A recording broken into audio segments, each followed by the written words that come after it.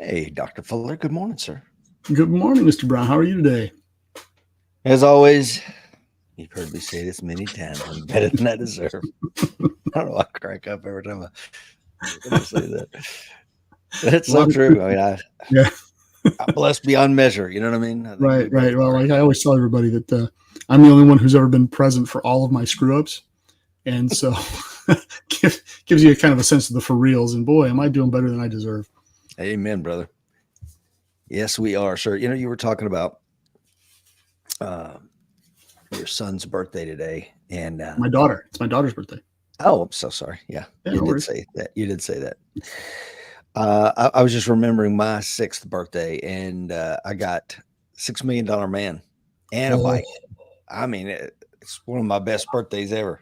wow, that's an embarrassment of riches right there. I know, man. $6 million man. Did he have the kung fu grip? Did he have kung fu grip? I remember you could look through the back of his head, through his Oh eye. yeah, Remember yeah. that? Cool. I never had one. I had friends that had them, but I never had one. And the bicycle had one of those banana seats like we had in the 70s. Remember that? Oh yes, I do. Yeah, it's Yes, good I stuff. do indeed.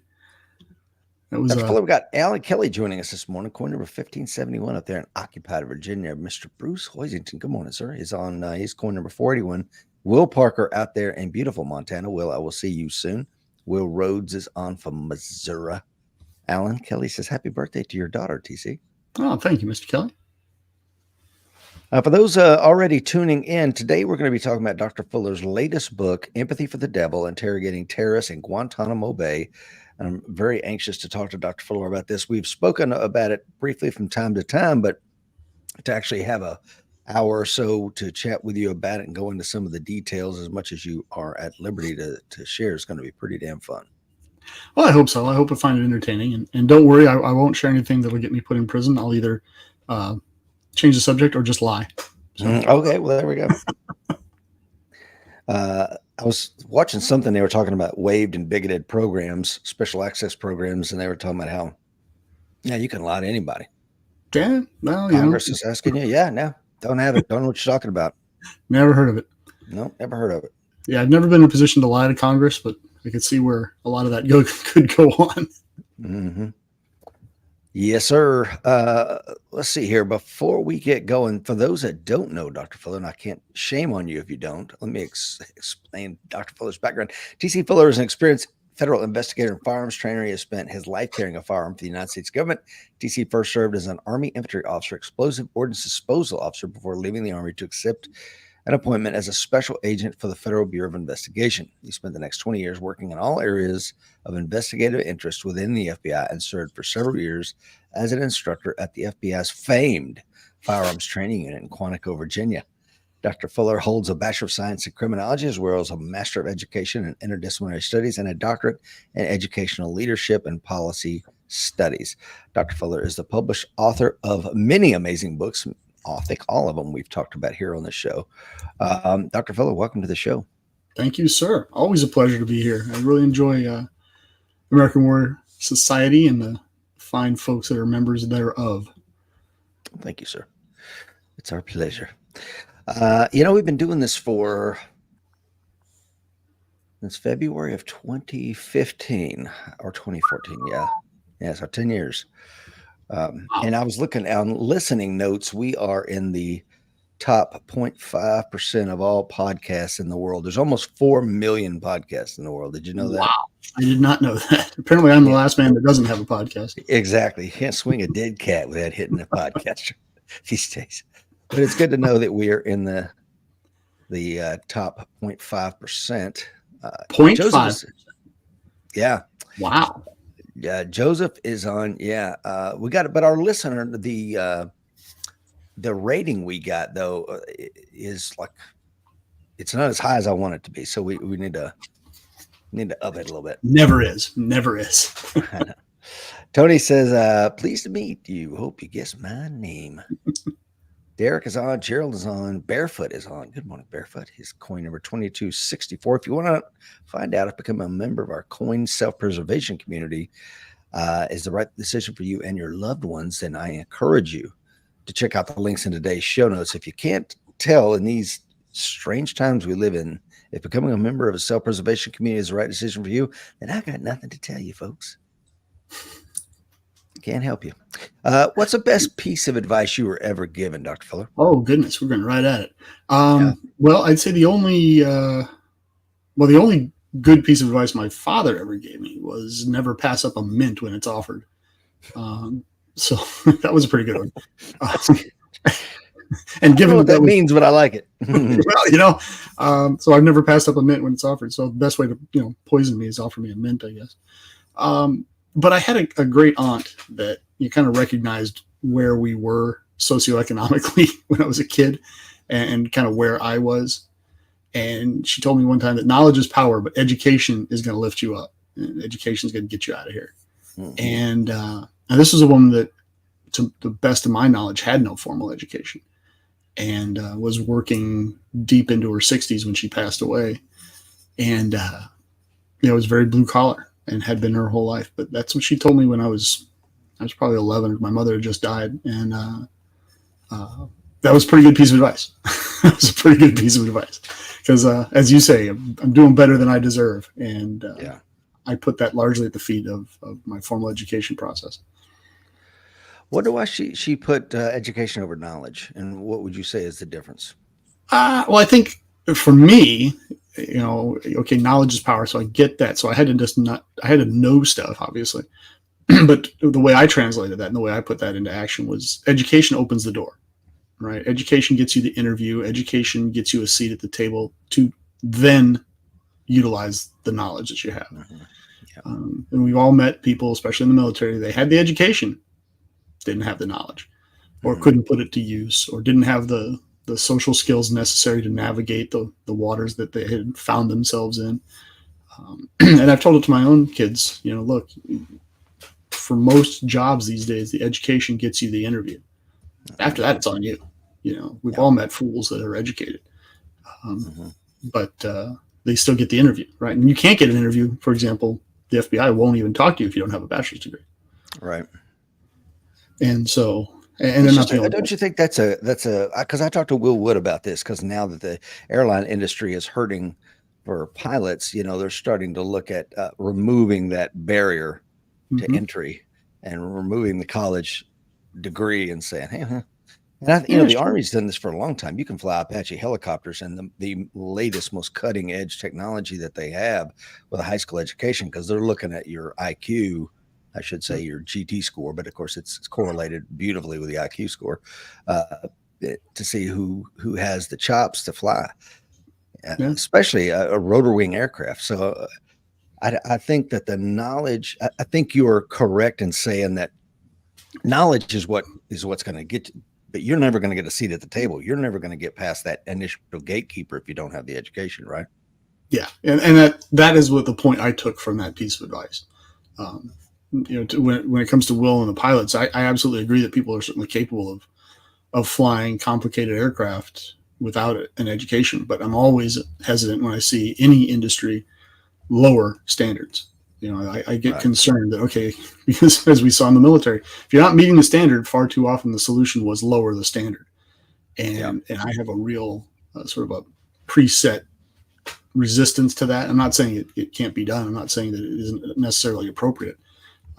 But I'm always hesitant that, okay, are we looking at why that standard was set in the first place before we just willy-nilly throw the baby out with the bathwater?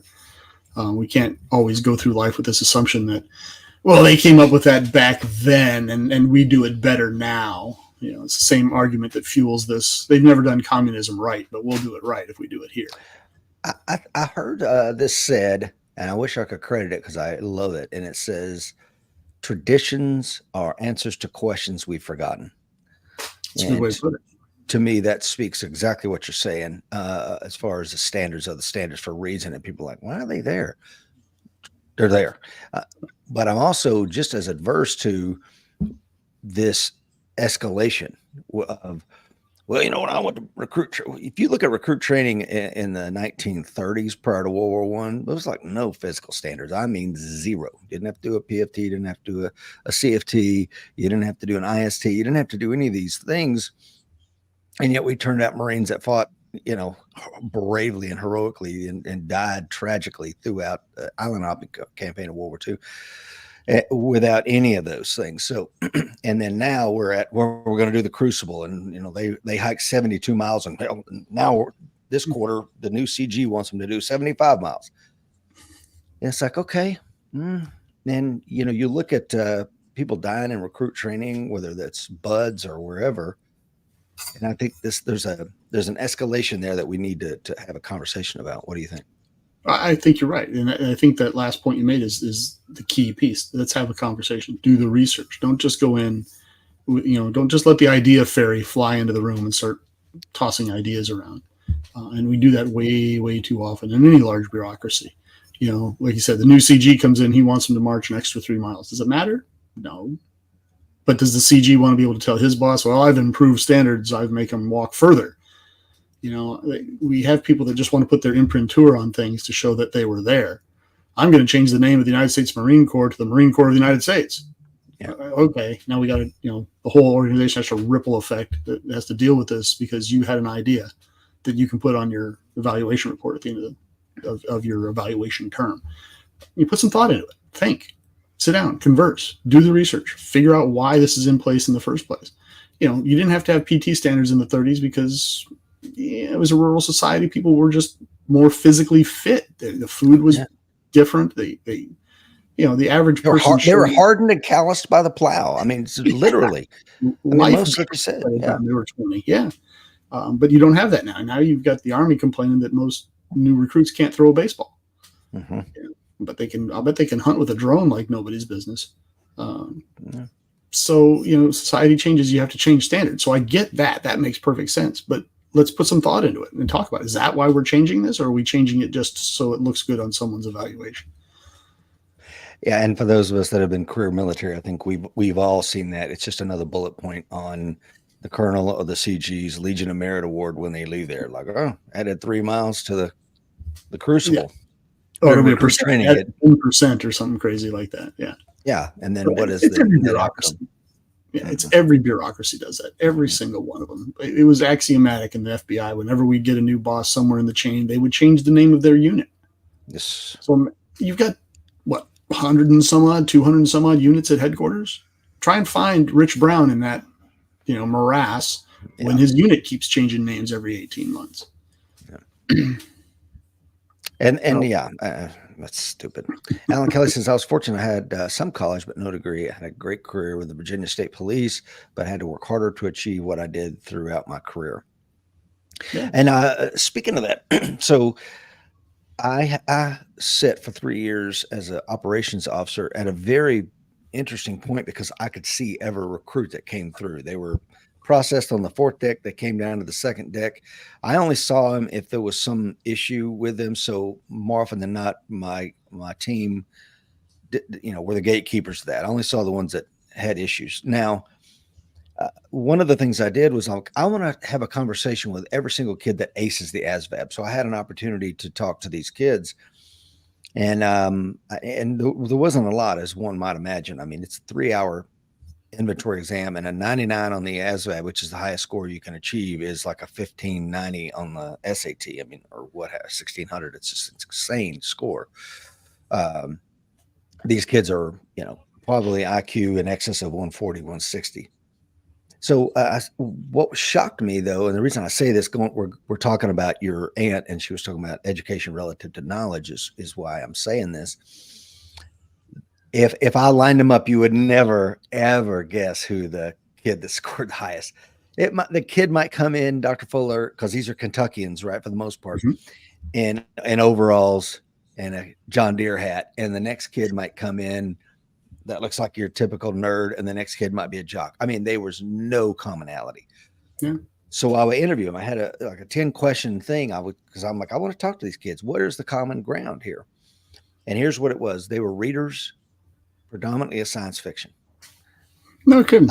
Outside of that, I could find no commonality. And that goes for the kid wearing John Deere green to the kid with sights on Yale, and wants to do his time serving his country before he goes off to Ivy League school. And some kids that had a 99 AFQT had no idea they were that intelligent. They were like just as shocked as anybody. Like, I was hoping I'd get into community college. I'm like, bro, you're gifted beyond what you think. I guess more Isaac Asimov in my kid's future. Good to know. Yeah. Mensa's probably calling, I would imagine. Well, I'll tell you, the kid that did the most to get me through EOD school, because it is an academically brutal school. 80% and below was a failing grade on most tests. And in some tests you could miss one question and that was worth 21 points. So it was just brutal. Most time 85% was a failing grade. And you kind of think about it, it makes sense.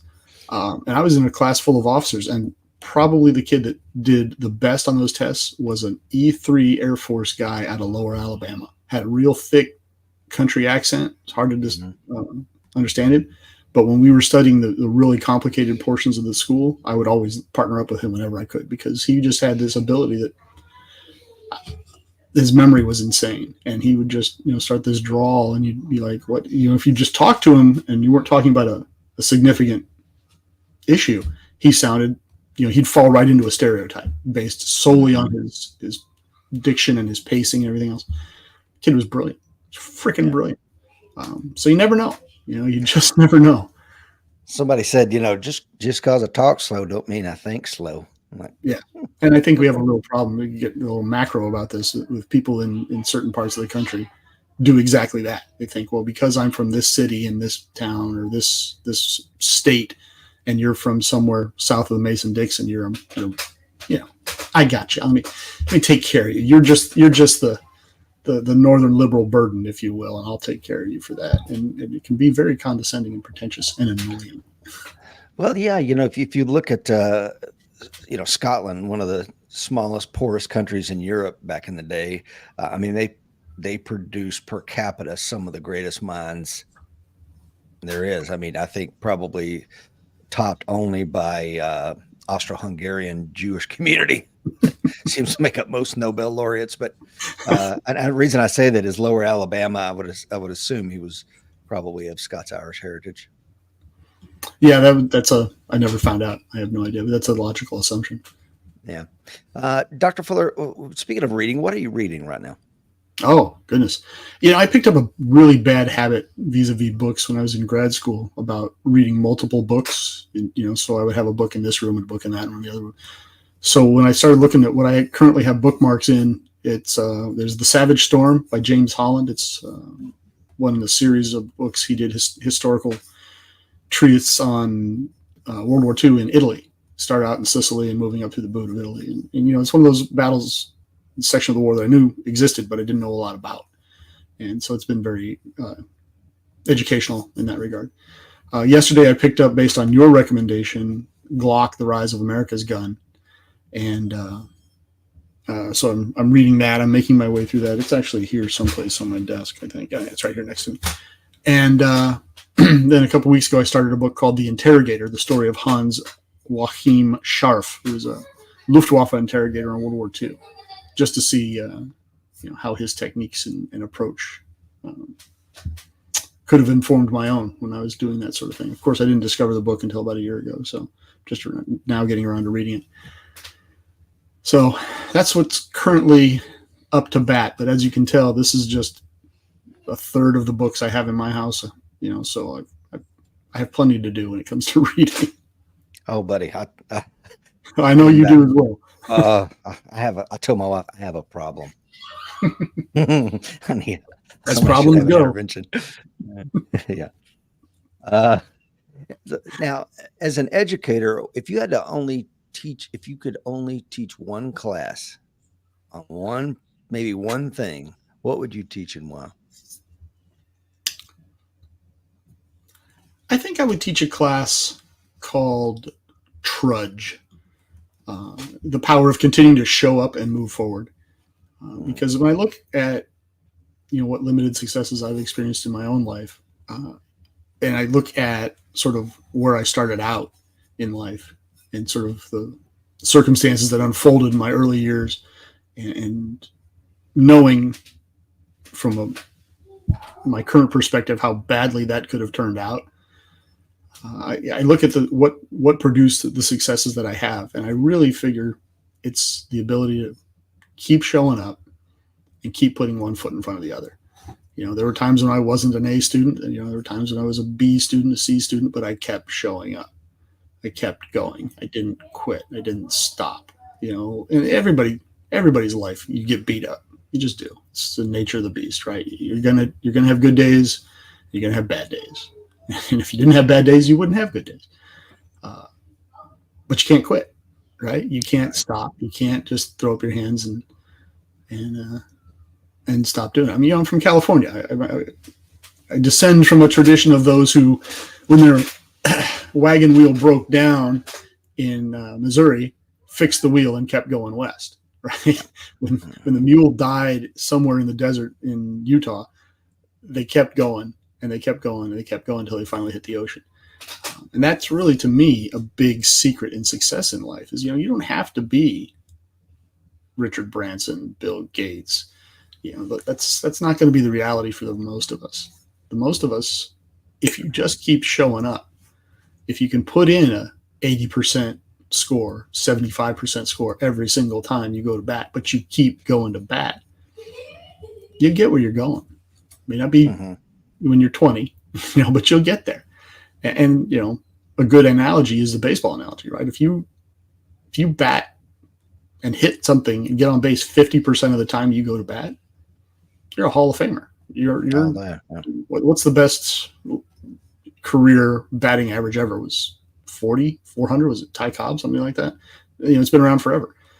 So that's what I would teach a class on, is just, I would call it trudge, because sometimes that's what it feels like, right? You've been on enough road marches in your time in the infantry, right? Some days it's raining, it's cold, you're miserable. That ruck was 90 pounds. It feels like 150. Your feet are bleeding. You don't want to be there. You've been out in this field problem for a month. It's going to be another month till you get back. All you can really do is put your head down and keep walking. Yeah. So that's what I would do. I like it a lot. Thank you to the 21 folks watching Dr. Fuller and I live. Steve has a question for you, but before I get there, I loved road marches. Absolutely love them. I could, and I know that sounds crazy. And in the moment, leading up to putting the pack on, I'm like, because it's always 3 a.m. at the armory to draw the weapons, to stand in formation, to get some chow, and blah, blah, blah, blah, to step off at 6. However, once you started going, you just got to look at the guy in front of you, and my mind could just wander off and do whatever it wanted to, and the feet just kept moving one in front of the other. And I think that speaks to exactly what you're saying. Show up, put your pack on, one foot in front of the other, and guess where you'll be. Just, I love that, Dr. Fuller. Steve says, what was your biggest takeaway from Nashville last Saturday? And if you could explain what that question is about. Yeah, last Saturday I was invited to attend Rangemasters Trainers Symposium run by Tom Givens and the folks at Rangemaster, and it was held out in Nashville. So I drove out there with Dan Brady, stopped and had lunch with you, which was a high point, and then spent all day Saturday in a room with some of the biggest name firearms instructors in the country with some professional development, lectures over the day. For me, the biggest takeaway was the ability to connect and reconnect with like-minded individuals in this rarefied profession. Yeah, yourself included, Rich. That was great being able to see you and break bread, even though it wasn't for terribly long. It's always a good time to sit down with you and have a chat. I always come away feeling a little bit smarter than I started out the conversation with. So I have no doubt. No question about that, sir. Maybe that didn't come out the right way. And then getting to see Tom Givens, I hadn't actually been in a room with him in a couple decades. So that was kind of nice. And then seeing people I knew and meeting a lot of people I didn't know. For example, Cecil Birch, I got to talk to him. I had never talked to him before. So that was great. Carl Wren was there from Texas. Chuck Haggard was there. I mean, there's a lot of folks there. And of course, I'm skipping over the other 38 people that were in the room. But that was a lot of fun. It was good. It's refreshing. And you know how these things work. It can really, re-energize you. And, teaching that class coming up in Montana here, I guess it's next week, isn't it? Yeah, next week. So that was a good time to do that. So that was my biggest takeaway. I hope that answers Steve's question. Oh, yeah. Beautifully, sir. Let's see here. When they put the nickels on your eyes And it's a wrap for Dr. Fuller. What do you want to be remembered by, brother? I really hope that it can be said of me without irony that I was a good man. I would like that to be the case. I would like my kids to say that of me. I would like the people that knew me best to say that of me. So that's the hope. That's the goal. Yeah, it's yeah. Steve says absolutely. When one of my very best friends that I've had in my entire life was killed in Iraq, Gunnery Sergeant Terry Ball. We were actually talking about him at lunch. Me and you and Dan Brady. Mm-hmm. I'm waiting in line to talk to his mother at Arlington, and I'm like, what am I going to say? I only have a minute. Everybody, her time is very valuable. She has since passed. And I was with Lisa and I were staying with his wife. So I had a lot of time to talk to her and his children. And I'm like, what am I going to say to his mother? And I just got up there and I hugged her and I just whispered, I loved your son. I mean, I don't know what else to say, and to say that I loved another man in that regard. I mean, I don't know what else I could have said. That implies everything, that he was a good man.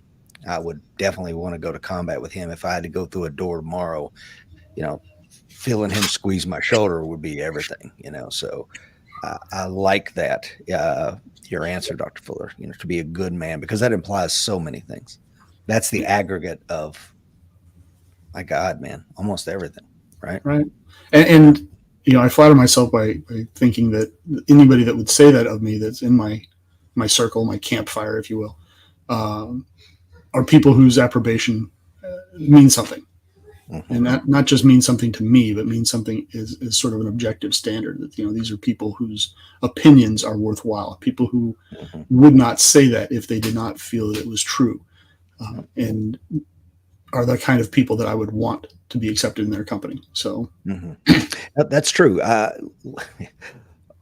People will say, or my wife will say, don't you care about so-and-so's feelings? And I'm, or what have you. And I'm like, finally, I just had to blatantly say it, lion doesn't concern itself with opinions of sheep. I mean, I can't worry about what this person or that person thinks, because if they said I was a good man, it wouldn't mean anything.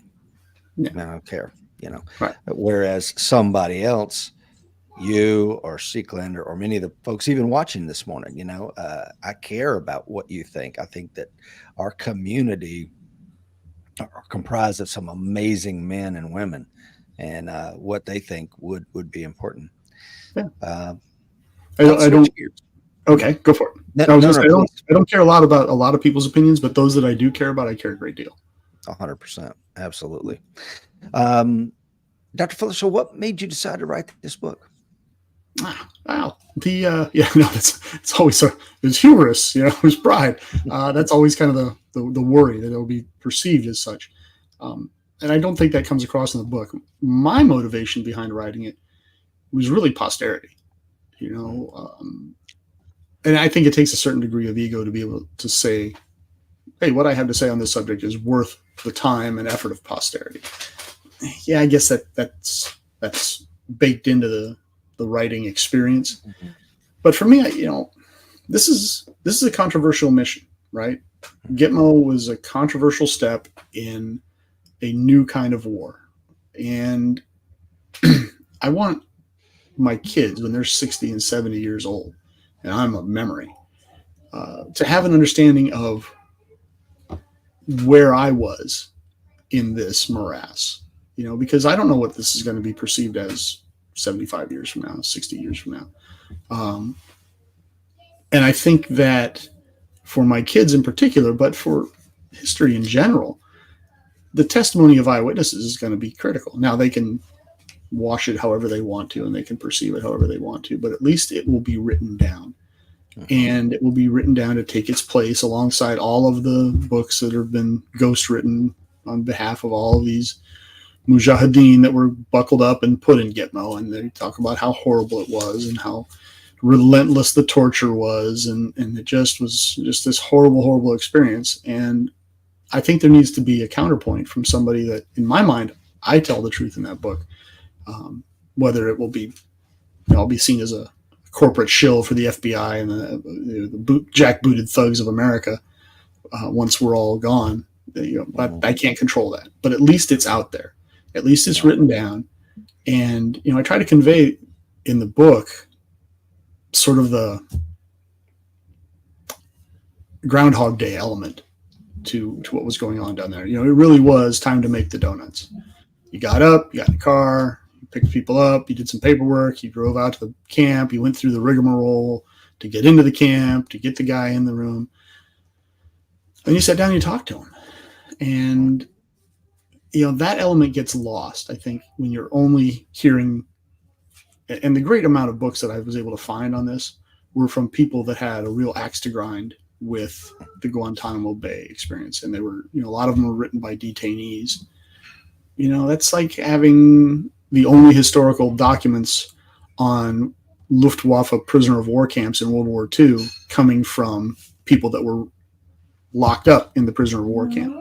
I think that perspective is valuable, but I don't think that's the whole perspective, right? I think there's value in hearing from the guy in the guard tower. What was his experience?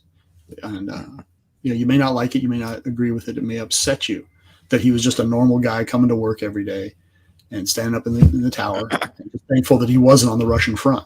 I think there's historical value in that. And I'm not equating myself with, World War II German, prison guards.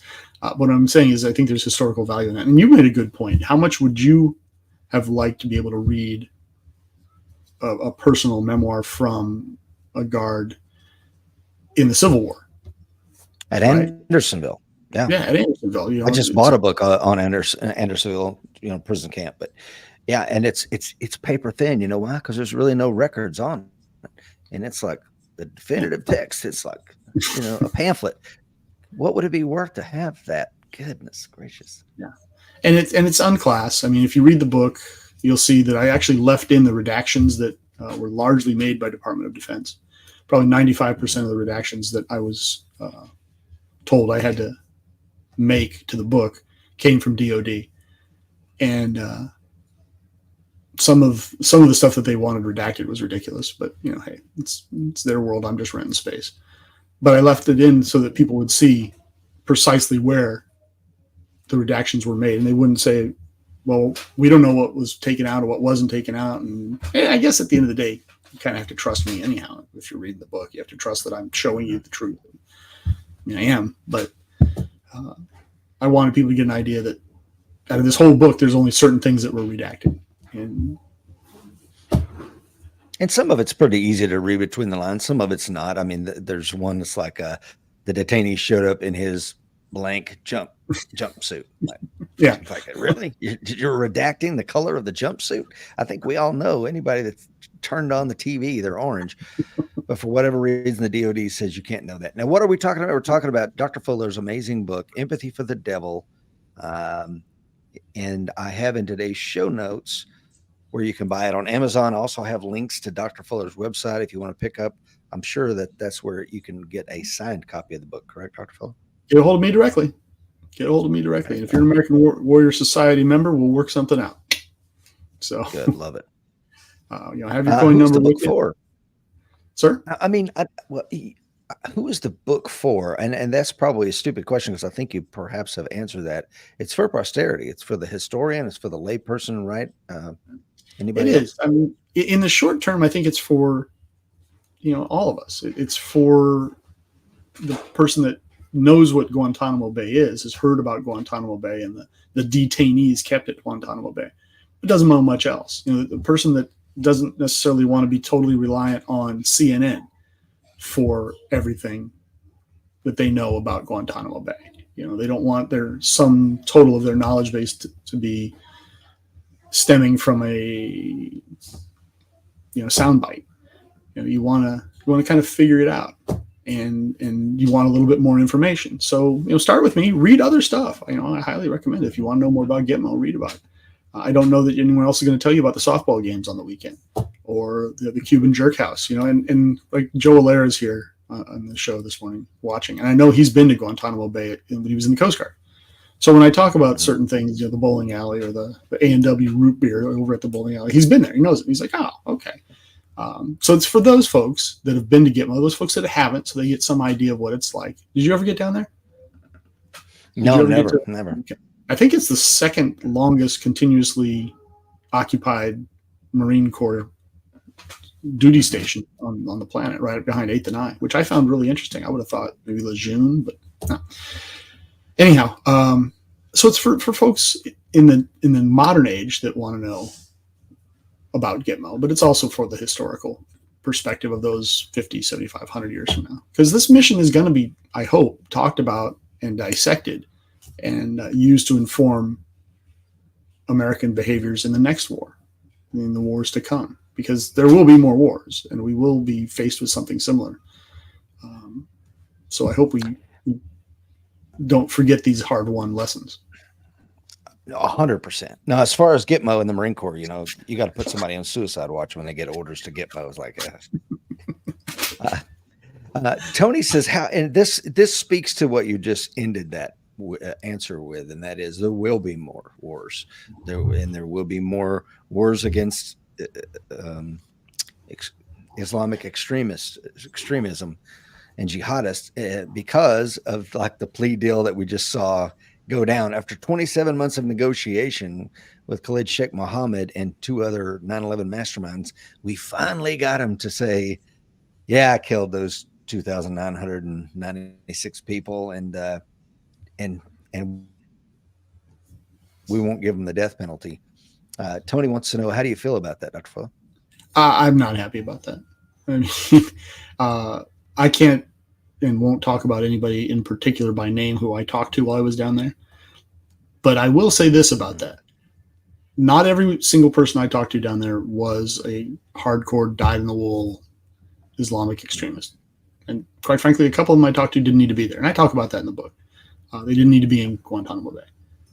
But those that I did talk to that fell into that camp, they needed to just be put up against a wall and shot. Because you're not going to redeem them. They're not going to change.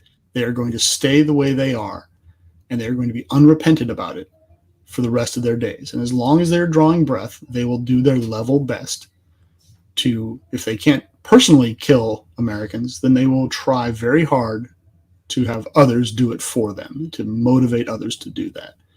And it drives me a little bit batty that we can take a guy who gets drunk in Frankfort, Kentucky, and stabs his domestic partner to death and put that guy on death row without really feeling too terribly bad about it, for the most part. Some people will.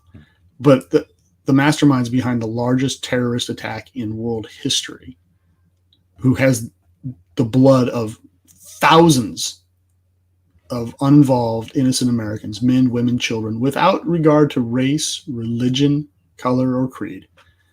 And we can say, you know what, we're just going to put you in a box. We're not going to. I mean, that to me is mind-boggling. It's absolutely. I mean, the hypocrisy it takes, the moral flexibility it takes to have that conversation with him and his people is ridiculous to me. I mean, nobody sat around and thought, we should see if we can get a plea deal with Hermann Goering. Right. Let's see if we can get Himmler to agree to a deal. Now, all the difference between them and these guys is simply one of magnitude. It's not. There's no ethical superiority here. There's no morally superior person here. They're both categories of human beings that should just be executed. And maybe that makes me a harsh person, and okay, I can live with that. And we can disagree on that specific point. But the idea that we're going to negotiate with these people in the same breath that we say we don't negotiate with terrorists is just asinine to me. We should have tried them, and if they were found guilty, we should have hung them. Yeah. Period. Agreed. Albert Pierpoint was the hangman of England for a long time, and he was one of the guys that America. This is an interesting one. World War II, I think, had two American service members that were brought in to be hangmen. Do you know about that? I do not. No. Yeah, like they went out and said they knew they were going to have to hang a bunch of people at Nuremberg. Yeah. So they said, hey, does anybody have experience with hanging people? And this one guy, I think he was a staff sergeant at the time, says, yeah, in Oklahoma, I used to hang people. Like, you got to be kidding me. I swear to God. So it's like, okay, we're going to make you a master sergeant. We're going to promote you. and you're going to be in charge of the hanging. So, what do you need? It's like, I need some rope, And here's the thing: they think now, historians think the guy was full of shit. He never was a hangman. He just saw an opportunity to get off the battlefield, right, because he botched a bunch of hangings. But Albert Pierpoint, when they brought him over from England to do the majority of the hangings of the hundreds of folks that they killed after their speedy trial at Nuremberg, he was like, "Hey, yeah, just start building the gallows. I got this. I know exactly what to do," and he did it very efficiently. But I when I saw that, I took the same thing that Dr. Gordon Botson says. He says some liberal administration in the future will trade them for an American prisoner and put them back out into the world.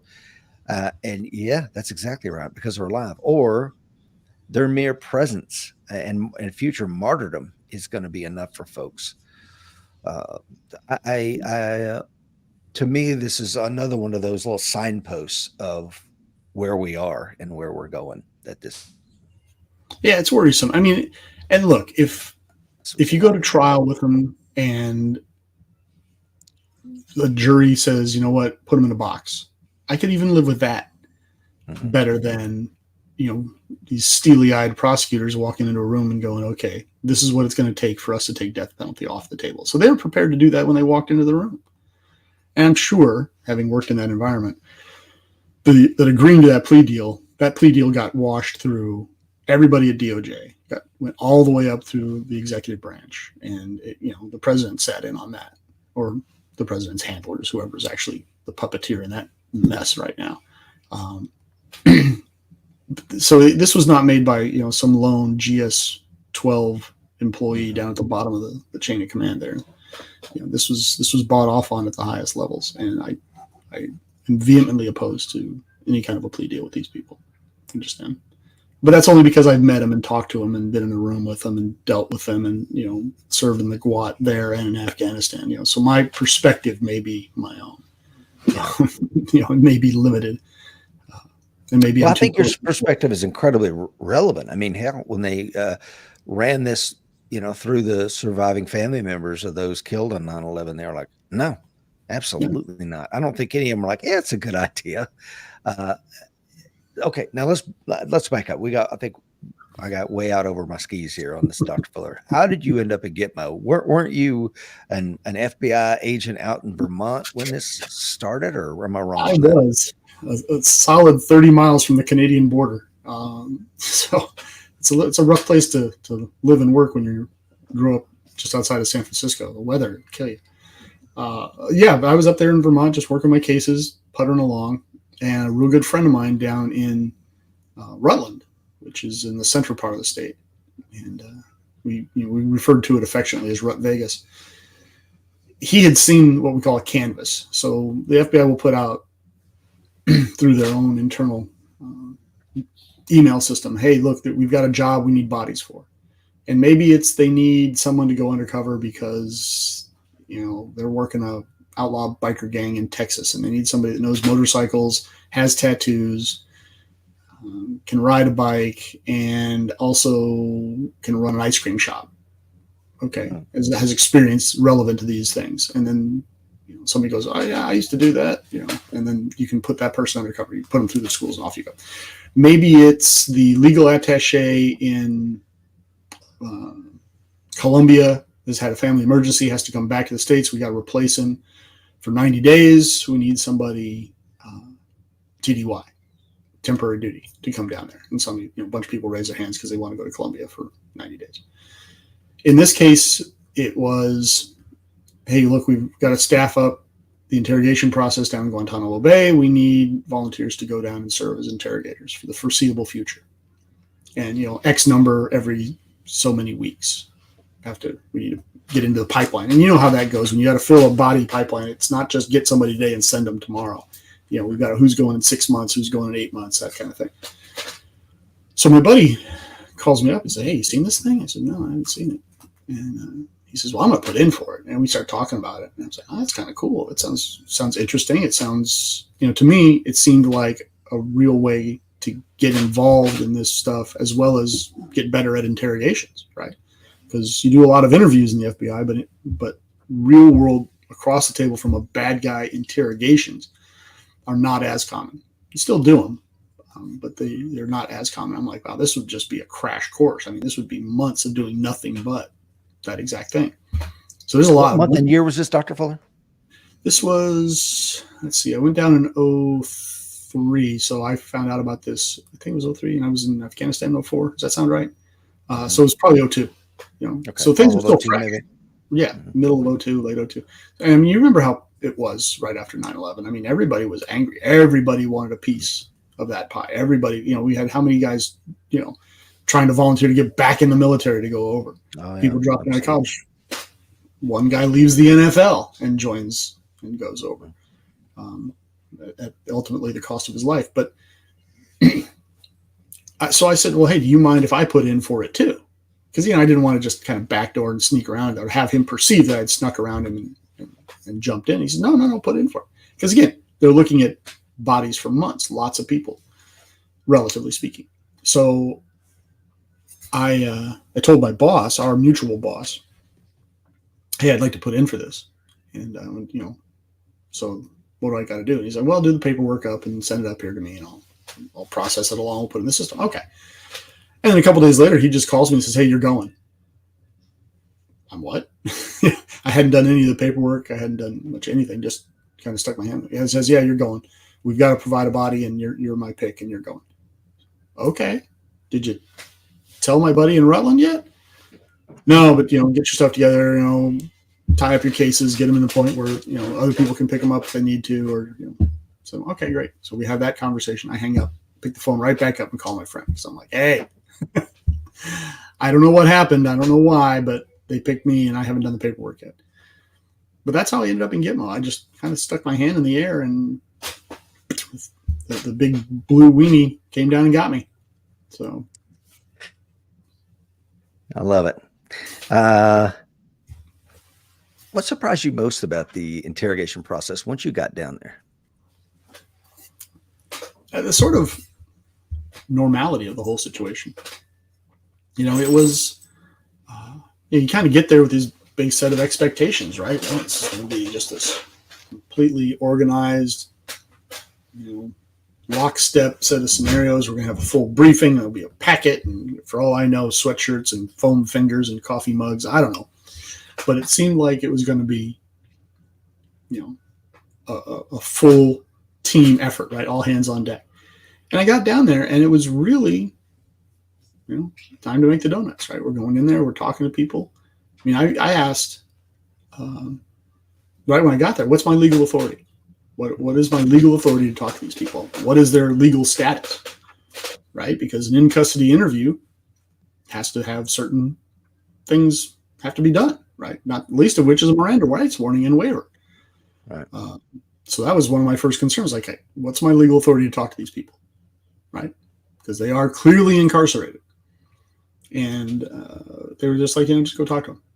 And so I never did get a clear answer on that. Really? And right, as odd as that sounds. So they didn't say they're non-enemy combatants or non-uniform combatants. Non-uniform belligerents. Okay. So were you operating under the law of land warfare, or as far as I know, yeah. No idea. Okay. And here's how I justified it all in my head. One, I wasn't going to misbehave, right? I was going to do anything to anybody in any way, shape, or form that could not someday be put in front of a federal judge inside the United States and pass muster. Okay. Now, the fact that I was in the room talking to them without the benefit of counsel might get the whole thing thrown out, but everybody knew that that was not my fault, right? I was put in the room. So I was responsible for my behavior is the way I looked at it. I also looked at what are the penalties for conducting an interview? And you know this from your time in the bag. What are the penalties for conducting an interview, like a custodial interview, without giving a Miranda warning and without allowing them to say, I want an attorney? What happens with that interview? It's fruit of the poison tree. It's a poison tree issue, right? So for those that don't exist in that world, that means that anything that somebody says, we always say, well, anything you say can and will be used against you in a court of law. Well, anything somebody says without that warning and without being able to waive their right to counsel is inadmissible in the court of law. Can't use it. out the door. All right. So I'm sitting in this room. I've made it very clear. Hey, you're deciding to put me in the room with no Miranda warning, with no Miranda rights waiver. Everybody's okay with that. Well, the penalty for doing that, if it goes to federal court, is anything that I get from this interview gets tossed out the door. Okay. Well, that's clearly going to have to be dealt with at some point by somebody. But at this point, maybe these guys are just going to go into a military tribunal. And does this Miranda issue apply to non-uniform belligerents? No one knew, right? I mean, you've got Alberta.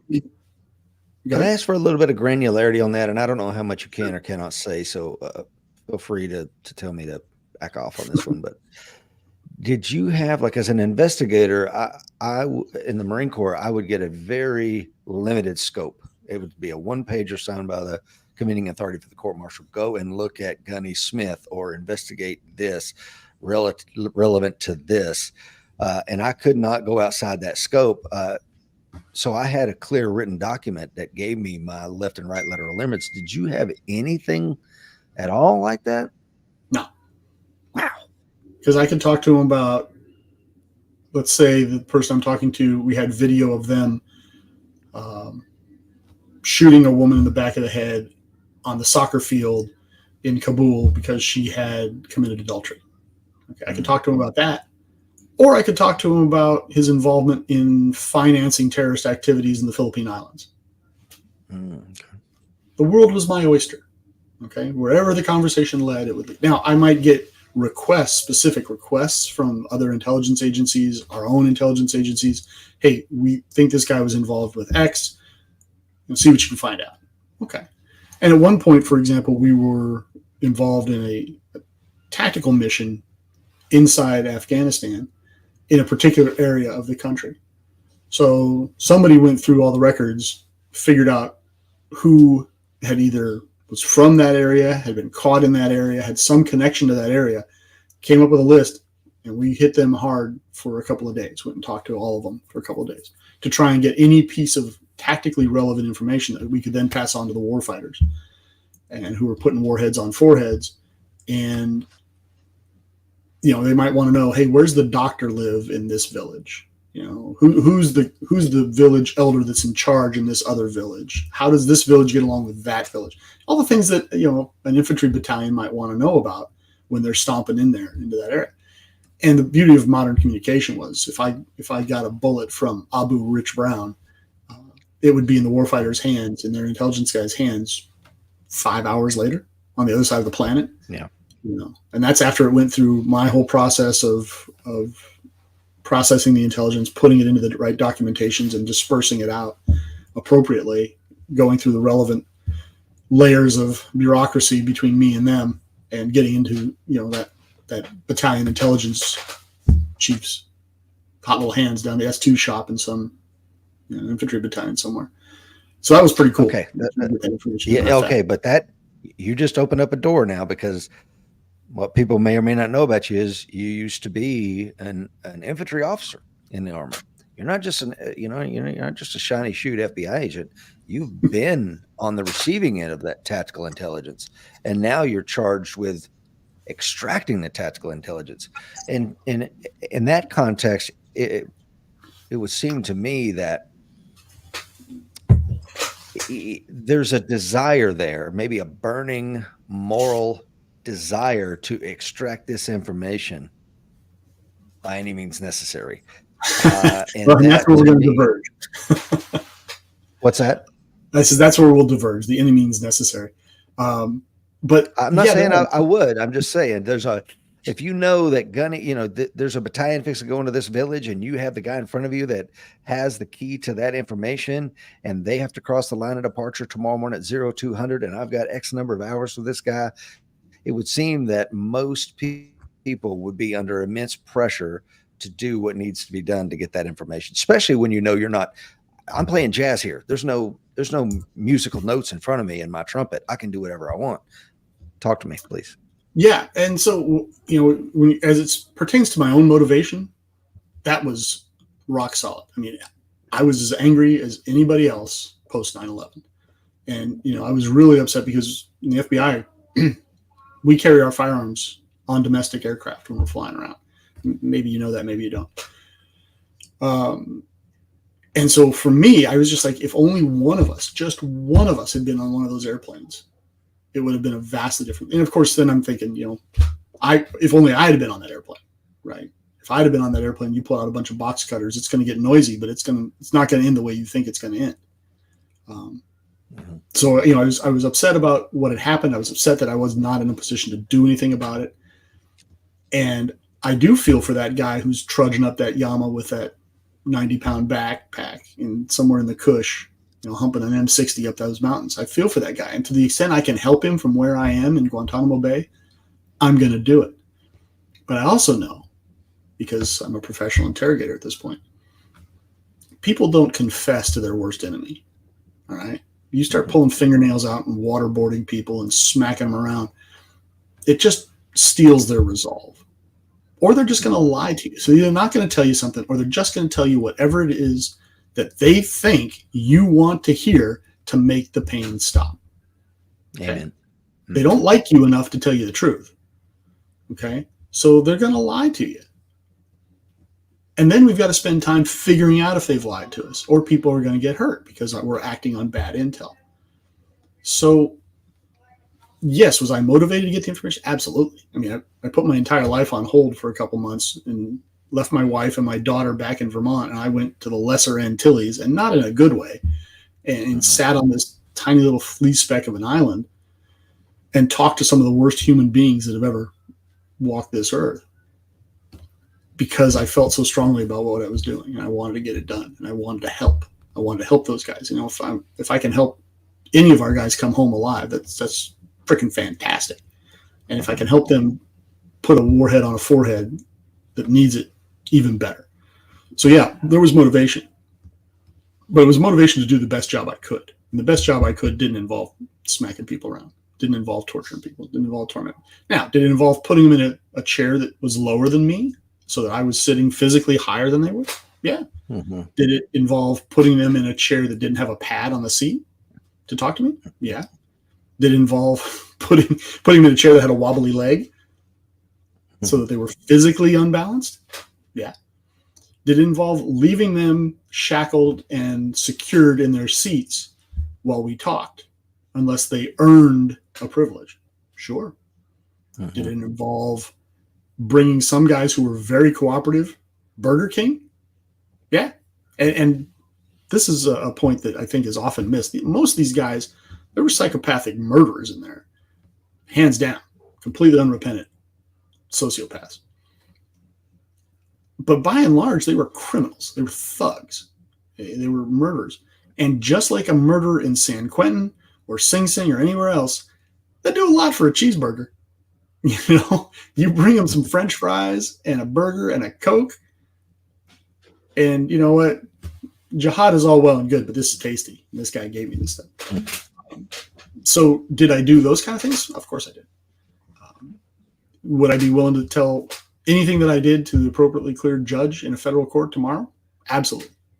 Absolutely. Would I be afraid of a single moment of video of anything that I did when I was in those rooms? I would not. Because it wasn't about getting that physical retribution, which would have been satisfying. Oh, yeah. Mm-hmm. It was about winning. But ultimately damaging, right? Right. Ultimately, he wins, right? He may smile at me through a blackened eye, but he's going to smile at me. Mm-hmm. So what does the most damage to this guy? Him losing the war. That does the most damage to this guy. Carpet bombing a section of his country that a bunch of people just like him are hanging out in. That wins the war. That's the win to me. So that was my motivation going in there. And did I have nasty thoughts about these guys? Did I have times where I'm sitting in front of them and saying, man, I would love nothing more than just draw a weapon and put a round through this guy's forehead for what he just told me? Sure. I absolutely had those thoughts. I had those thoughts when I talked to pedophiles in Vermont. Yes. That wanted to give me graphic descriptions of what they had done that had brought me to their doorstep. I've had that conversation inside my head many, many times. Doesn't mean you can do it. Does this guy deserve it? Absolutely. Inarguably. You just, by any moral standard you'd want to apply, these people qualify. more than qualified. Mhm. Doesn't mean you get to do it. It just doesn't. Yeah, and I get the impression you would have no moral qualms about taking them off the battlefield physically. If I had met those same people in different places, like a year later, I was in Afghanistan a year later. Had we met under those circumstances, all I'm going to feel is recoil. Amen. It just is, because you made the choices that brought you here. So, Dr. Fuller, we got some great questions coming in. I'd like to get to a couple of them if I could. Rudy says, why not just read them the Miranda rights just to be safe? Do you have thoughts on that one? Yeah, that was a question I had, but and I never had a conversation of any depth with anybody in a position of authority about that. Doesn't that open up a Pandora's box, though? Well, and that's what the conversation ended up being amongst the other agents. And one guy that ended up down there was a classmate of mine. He and I had gone through the academy in the same class, and he ended up down there. But that was the conversation we had, is, okay, so let's war game this out. Okay, we do ask it. Or we do read them their Miranda rights. First thing they're going to say is, I don't want to talk to you. I'm going to invoke my right to remain silent, and I'm going to invoke my right to counsel. Oh, I have rights? Okay, great. Well, and that's the next question, right? So, okay, they invoke this. Well, that implies that they therefore have these rights. Do they? I'm not a constitutional law scholar at any level of depth that allows me to answer that question. I don't know, because, again, we kept coming back to new type of war. And these are prisoners captured in a conflict, but they don't belong to any recognized nation state. They're not wearing uniforms. So what I was like, well, they're non-uniformed combatants. The Geneva Convention is pretty clear about what you do with people like that. And you would have been taught that in your law of land warfare classes, both as an enlisted man and as an officer. I know I was taught. I know exactly what I could do with a guy like that in the battlefield. Now, we don't do it now for whatever reason. But I always found the whole idea of creating a new category. And so now we can apply law enforcement with military and, make this new monstrous conglomeration. I'm like, why? To your question earlier on, these are traditions that we've forgotten the questions for. That's the rules, they're answers. And we already had this answer. Why are we doing this? Talk to them as long as they want to talk to us. If they're sufficiently high in the chain of command, put them on trial. The rest of them, Yeah. Well, at the time you were doing this, though, John Woo was, like, I think, White House counsel. He was a constitutional law scholar, and he was the one that, as I understand it, was authoring the enhanced interrogation memos and things of this nature that they were using. They, being the Bush administration, was using just to guide some of the. Alberto Gonzalez was the Attorney General at the time, and I worry that the judgment of those folks was not as objective as it probably could have been. I would have felt better had there been a trial and had it gone to the Supreme Court, and the Supreme Court had sat around and made the decision, yes, this is okay, this is not okay. Because, in the intelligence world, the penalty of the fruit of the poison tree is not that big a deal, because you're not working towards going to trial. Right? That's not where you're headed. It may not even exist, Dr. Fuller, right? I mean, yeah, it's absolutely true. So if we don't contemplate putting this person in a courtroom, then what are the penalties? Right? What are the downsides? And civil court, well, yeah, I guess you can get sued, maybe, but I feel like a lot of our decisions at the national level then were fueled by anger and not by sort of the cold, dispassionate decisions that we kind of needed. So, saying things like, yeah, we can do enhanced interrogation techniques. I think maybe that's legally defensible. Maybe it does pass the legal muster. But for me, it doesn't pass the smell test, and it doesn't pass the test of who do we want to appear to be as a nation. I think the United States is better than that. At least our public persona is better than that. And I think it should stay better than that. Now, you want to farm these things out to other places and, send people to black sites.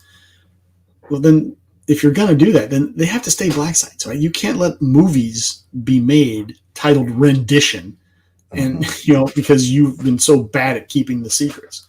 You keep it a secret for a reason. And I'm not advocating this behavior. I'm just saying, if that's the decision you're going to make, then you gotta hug that cactus, right? You gotta take it all. You gotta take the good and the bad. And I fully recognize that sometimes running a country like the United States can be morally difficult, but I feel like the people in the Oval Office and its immediate environs need to understand that better than I do. Yeah, for those that are just joining us, we're talking about Dr. Fuller's book, Empathy for the Devil, and we're also talking about the morality of what went on at Gitmo, and then we'll kind of juxtapose that relative to Abu Ghraib here in a minute, because I think that's important. Tony brings that question up, but there's a really good book you and I were talking about the other day, The Dark Side, The Inside Story, How the War on Terror Turned into a War on America, American Ideals by Jane Meyer. That's a fantastic book. I highly encourage anyone to read it, because it gets into the White House and the White House Council and these conversations between, and the executive branch about what to do. And to your point, Dr. Fuller, they were very emotionally driven, and I get it. They were pissed off, but everybody was. 100%, everybody was. But that doesn't mean you just throw away, 200 and something years of what we built as a nation. And let's talk about that, because Tony brings up the question. So Gitmo was no Abu Ghraib, and can you talk about what is Abu Ghraib in that context? Well, Abu Ghraib was a notorious prison in Iraq long before we ever got there, and then we took it over and started putting the many detainees they picked up in Iraq in there, and then they started, the word that's most commonly used is torture. The pictures I've seen and the stories I've heard, I put more into the torment category, into the pestering category almost. Because honestly, I've seen fraternity and military hazing rituals that were far worse than anything that I was aware of from Abu Ghraib. But nonetheless, it was a big black eye for the military. It did not look good in the media. It did not play well to the American public, because, again, we believe ourselves to be better than that. And in the Muslim world, it did not look good. We're talking about over 1 billion billion Muslims, right? Right. I mean, honestly, in the Muslim world, it would have played better to have just taken them out and shot them. Frankly, not in mass, but if you'd taken them out, had firing squads, and killed these guys, it would have played much better. They understand that. They do. They're used to that. Like, oh yeah, you got caught, you screwed up, and you got shot. But having a female have barking dogs, or stacking naked dudes, it's much different animal. So, asking if Guantanamo Bay was anything on par with Abu Ghraib, I will tell you, not in my experience, not what I saw at any point. The military guards I saw the entire time I was there were nothing but professional.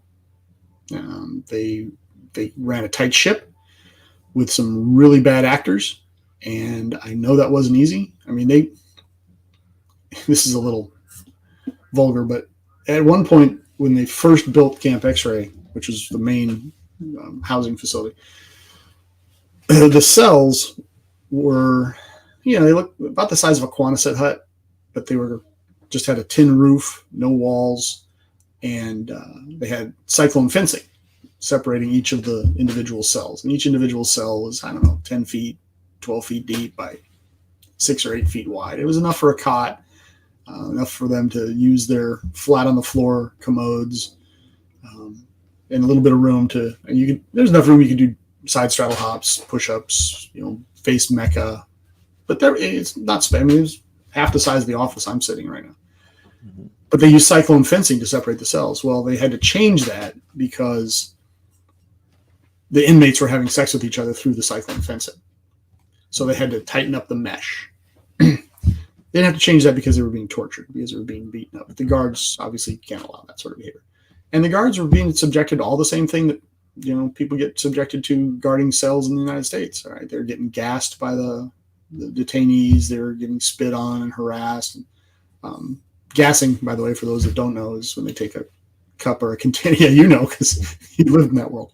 Cup or container and fill it with feces or urine and throw it on the guard as he goes by. So they would assault guards, which amazed me that they could assault the guards there because of the way that they came out of their cells with belly belts and leg shackles on every time. And that's how they were moved. They were always moved with at least 4 guards because of safety issues. And I think also just to make sure that the troops didn't get individual vengeance, when no one's looking for them. I never heard that said, but I'm like, well, that's a pretty good way to counter it because it's one thing for 1 or 2 guys to take a guy around the corner and tune him up. It's another for 4 or 5, including an NCO.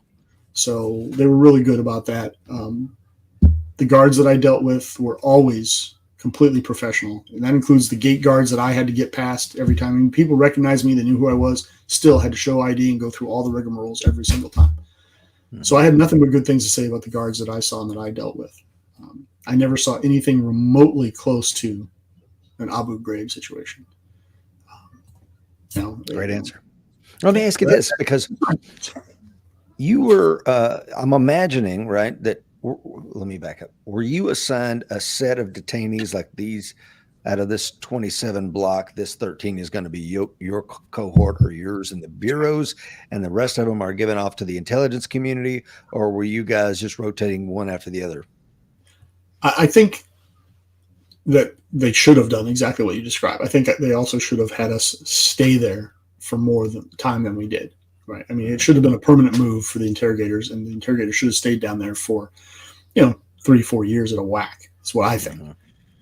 Because then I can really climb into the family down there, right. Have the kids start going to Gitmo schools, whatever. But that's where you're going. I agree 100%. Because then I can really get into Abu Rich Brown's head and crawl around and learn him backwards and forwards and front and back. And it's hard to continue to tell me the same lie over the course of years when I have the benefit of notes from early on and you don't.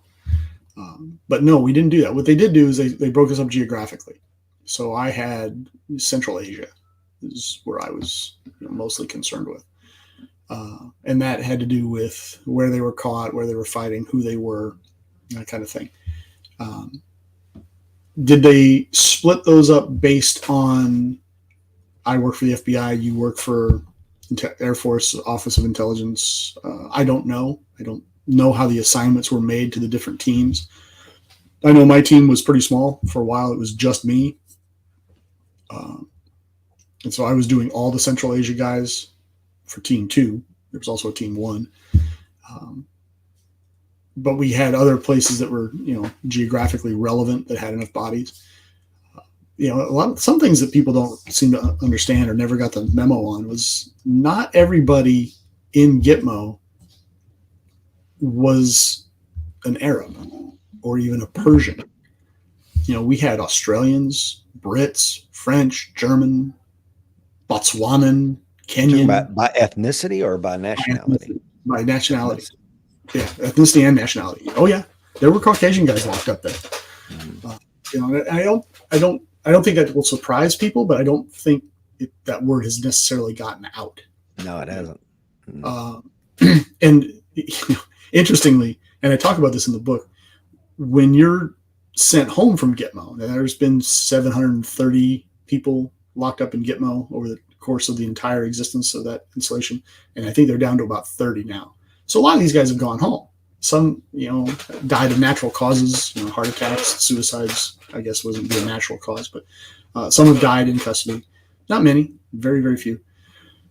But the vast majority of those 700 have been sent home. Well, when you get sent home from Gitmo, what's home? Where do we send you? Do we caught you? Do we send you? Where? So the policy was, when I was there, send people back to where they have their passport from. Okay. So if you're a Australian citizen, when we cut you loose, we kick you back to Australia. Now, there's going to be negotiations with the host country. Look, this is what he did. This is what we know. This is what he's admitted to. This is how long he's been here. We would like to see him incarcerated longer. We don't care if he's incarcerated longer. Whatever situation applies to this person. Hey, look, we got him. We had him for 3 years. We figured out he had no business being here. He should go free. But we do give you back to your owning nation, if you will. Well, of course, that has various impacts on the person that's getting sent home. right? If he's an Australian and we're going to send him back to Australia, well, he's probably okay with that. All right. If you're a Uyghur, which makes you a Chinese national, so you have a Chinese passport, but you are an oppressed ethnic minority within China, and you went to Afghanistan to learn how to fight a rebellion against the communist overlords of China, and your hoped for goal is to establish a government based on that of the United States, because you really want a representative republic for a governing body, but you didn't know where else to get training in combat training and how to get better at running a rebellion. So you went to Afghanistan to learn your trade, and you just happen to be Muslim as well. And you get caught, and now we're going to cut you loose and we're going to give you back to China.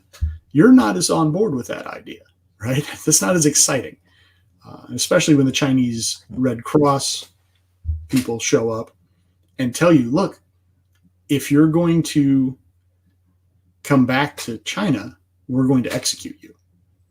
And if you land in any of these other countries, we're going to buy you from those countries. We're going to pay them a bounty on you because you're a criminal, and we're going to bring you home, and then we're going to shoot you. So maybe it's okay with you that you stay in Guantanamo Bay, right? And maybe now you don't want to leave because you're like, so we had just the whole gamut of people that were locked up down there. Mm-hmm. And what's interesting to me about the Uyghurs too is that no one spoke Uyghur. I mean, we couldn't find. Oh, really? Yeah, it was a pain. They had one translator when I was there, and he was an American national, because it's not just enough that you speak the language, of course. You have to speak the language, but you also have to speak it fluently, and you have to be able to pass the security clearances, right? Ooh, because you're going to be accessing some very high-level intelligence simply by virtue of the fact that you're translating between, say, me and this Uyghur. Not a lot of people that were doing. When I was there, they told me that, look, this guy, he wants to go home. He's been down here for like a year and a half translating. He's just tired. He wants to leave. But he's the only guy we've got. He's the only one we've been able to find. And he said, we've currently got one guy, an Air Force guy, I think it was an Air Force guy, that's at DLI, the Defense Language Institute, learning Uyghur so he can come down here and translate. And I'm like, wow, that's tough. That's not a deep bench, Dr. Fuller. And you got a country of 340 million people, and you got one guy. And of course, the Uyghurs were like, hey, I'll be right here. I'm fine. 3 hots in a cot. I'm getting pretty good food. The guards are nice to me. I like them. They like me. I'll stay. You know? They don't treat me so good in China, by the way. Yeah, not going to treat them. But the upside is they're not going to treat me badly for long. Mm-hmm. But, yeah. Lots of good questions coming in. I was thinking about what you were saying as far as not everybody needed to be put against a wall and shot. There were some people that were pulled off the battlefield that, I would imagine are teenage kids that don't really know why they're there. Are they radicalized? Are they not? Did they just sell the wrong goat to the wrong person and now they're here? So you do need to sort through that. And a classic case, because one of the things that always bothers me, Dr. Fuller, is we get historical amnesia. Like, we have playbooks, guys. Let's dust off the playbook and look at it. Rudolf Hess was not executed. He died in 1987 in Spandau Prison. I think he finally hung himself. He was the only inmate in Spandau Prison. He was the only inmate. That's right. But why was he not killed along with the other? I mean, this guy was Hitler's boy. Well, because I think he went to the UK, tried to get some sort of armistice or some sort of peace deal, and gets captured there, plane crash or something. But anyway, so he missed a lot of the atrocities because he was in UK custody during that. So I think that was ultimately why they spared him. But so there does need to be a process of sorting out punishment. But to just say, well, we're sending these guys home, and it speaks to Tony's question here. It says, how many terrorists have passports? And maybe the answer would surprise us, as in a lot of them, or it would surprise us in the context of none of them. What did you find? Well, the ones that I dealt with, it was never my job to figure out where they had a passport from and who had issued that passport. So it's hard for me to say with any reasonable degree of information. Best guess is the best I can give you. I will tell you that I know that the Afghan government under the Taliban was passing out Afghani passports to anybody across the border that wanted one. So if you were a terrorist from wherever and you got there and you wanted one of their passports, they're happy to give you one. So there was some detective work that had to be done. Some of the countries that some of these guys were from were not the best at keeping records, So their version of a passport might be some photocopied pages stapled together. So that could be a little difficult. A lot of times you just ask them. And if you're asking a Uyghur, well, there's only one region of the world where Uyghur is spoken as a crib language. So you could kind of figure that out. And, look, if I was an FBI agent down there and you're just telling me, look, you got to figure out where these 10 people are from, then that's my job, and that's what I'm going to do. And I'll figure it out. I'll come up with it. But it's not always as difficult as you might think. Now, some people are just uncooperative. I'm not going to tell you. Yeah. Okay. Then we'll best guess it, I would imagine. But you put the entire intelligence community of the United States at work trying to figure out where Rich Brown is from. They'll probably figure out where Rich Brown is from.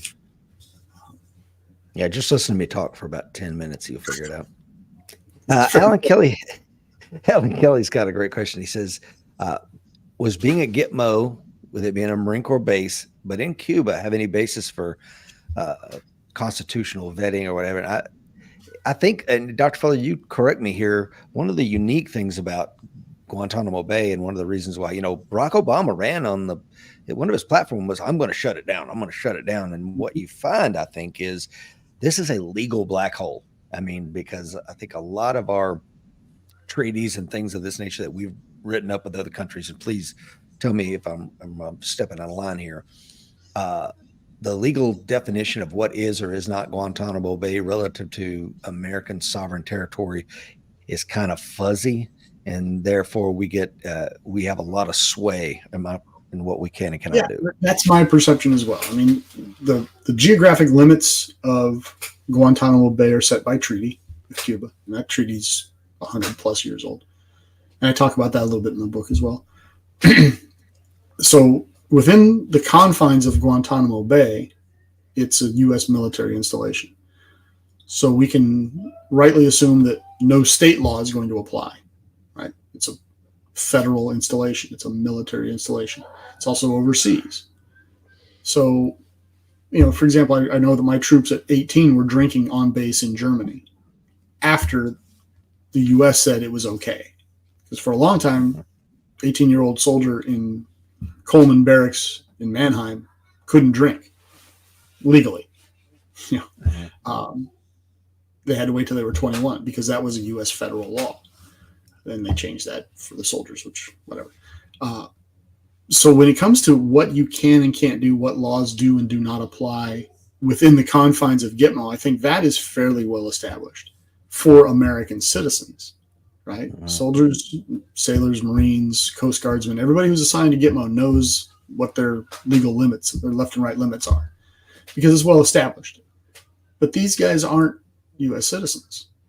These guys are non-uniform belligerents, right? These are people that were last week killing people in Afghanistan, and this week they're here.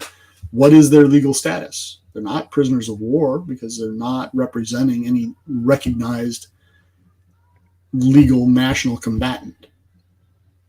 And this is where it starts to get gray. And then, of course, we keep throwing around this phrase, it's a new type of war. It's a new type of detainee.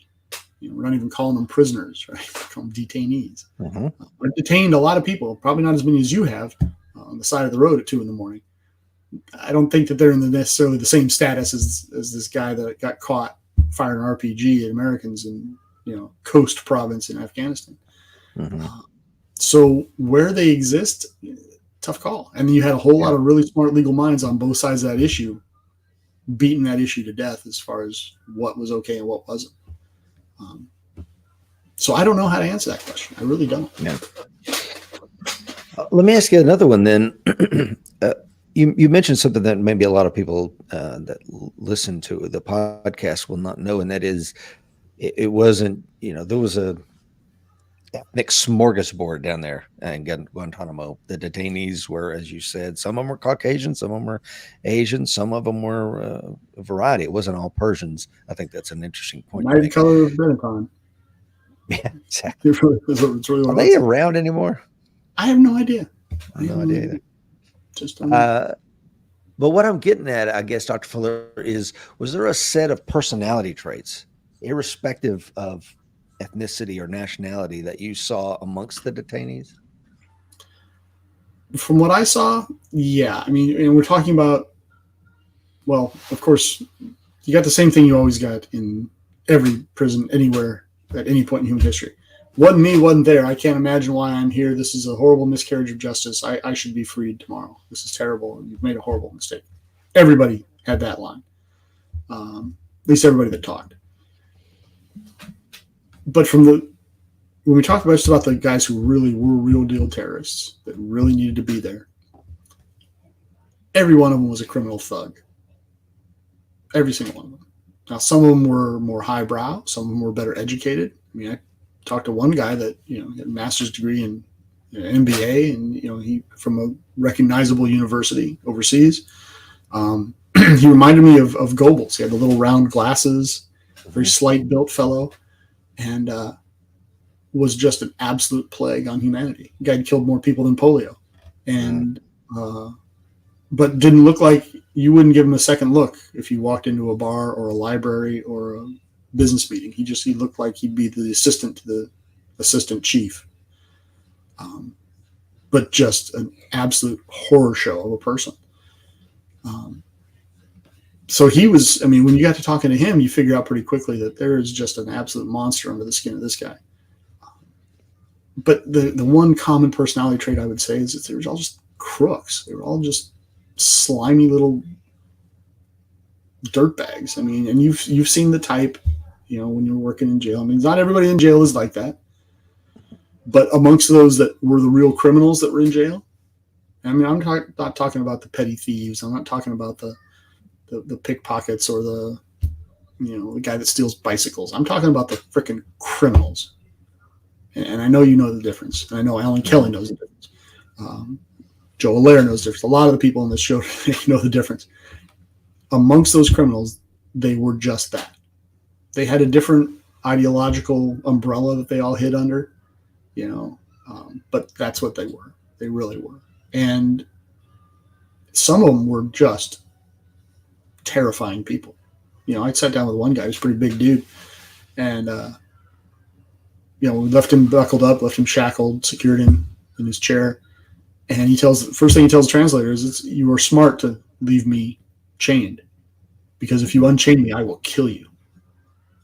And I kind of laughed at him and said, "Well, good thing I'm smarter than you. Then you're going to stay chained." You're welcome to try, I guess, but good luck, seeing as you can't even stand up. But rock on, pal. But he was deadly serious. He was absolutely serious. If I had freed his hands, he'd killed me with a crayon if he could have. And so, at what point is that guy reformed?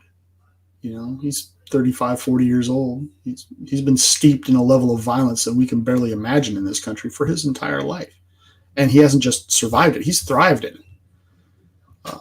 Is he going to change when he's 50? Is he going to age out of this violence? I would postulate no, he's not. He's going to kill people till the day he dies if we give him the chance. And frankly, given his history, he shouldn't have been breathing at that point. He should have just been taken care of and taken out back. But that was the one commonality I saw. I like that. That's an interesting one, because I would not have guessed that, because I guess I look at people like Muhammad Atta, one of the pilots during 9/11, maybe in the ringleader of the 19 that they capped, that died on 9/11. Educated at Hamburg. I don't know if he had a master's or not, but people described him as shy, caring, and deadly fanatical. And that may speak to the guy like you talk about with the small global top glasses. I don't want to tell you that I didn't run into the fanatics. I absolutely did. But when you ask what's the common thread through all of them, not all of them were fanatics. They would all mouth the platitudes and Allah blessed be His name. I got that from all of them. But some of them, when you really started to push at them, as you know, I had a Jesuit background for my early educational years in my college prep school. A lot of religious studies in that process. It didn't take, but that doesn't mean that, I don't know the topic. Mm-hmm. And when I chose to go that route in my interrogations with some of these people, I found oftentimes a very brittle belief structure that really just came back to, metaphorical version of la, la, la, la, la, la, la. I'm right, you're wrong, I don't want it. They didn't want to hear it. So do you think some people just use that opportunistically? absolutely. Like I you know what I mean? I mean, to Absolutely. enact what I want, I get to play psychopath. I can Right. be a Yeah. jihadist, The easiest, and then I can do it under the veneer of the easiest analogy is always the Nazis with these guys.